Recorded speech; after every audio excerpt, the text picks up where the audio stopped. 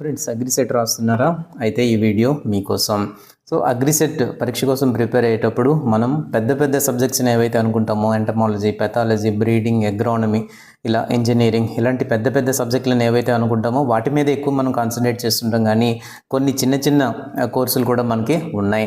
అవేంటంటే ఇంగ్లీష్ కావచ్చు, కంప్యూటర్స్ కావచ్చు, ఇంకా ఇటువంటివి మనకి చాలా ఉన్నాయి.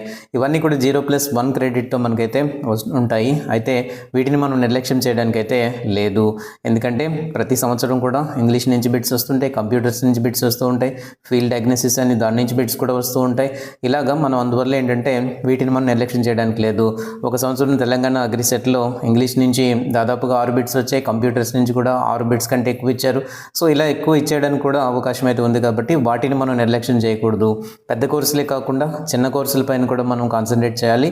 సో ఇలా చేయడం ద్వారా మనం దాంట్లో వచ్చేటువంటి ఆ మార్క్స్ని మనం కోల్పోకుండా ఉంటాం. ఎందుకంటే ఒక మార్కు తేడాతో మొత్తం ఎగ్జామే ఇబ్బందుల్లో పడుతుంది. లేకపోతే రేపు ఉదయం మనకి ర్యాంక్ కూడా చాలా ఎఫెక్ట్ అయితే అవుతుంది ఒక మార్కుకి. అందువల్ల చిన్న కోర్సులు కదా అని చెప్పి కంప్యూటర్స్ కానీ ఇంగ్లీష్ కానీ వీటిని మనం నిర్లక్ష్యం అయితే చేయొద్దు. ఇంకా ఏదైతే చిన్న కోర్సు 1+1 క్రెడిట్ ఉంటాయి, అలాగే 0+1 క్రెడిట్, ఈ కోర్సులు నెట్టి పరిస్థితులను కూడా మీరు నిర్లక్ష్యం చేయొద్దు. మనకి ఇంకొక కోర్సు కూడా ఉంది, కోకా COCA అనేటువంటి ఒక కోర్సు కూడా ఉంది.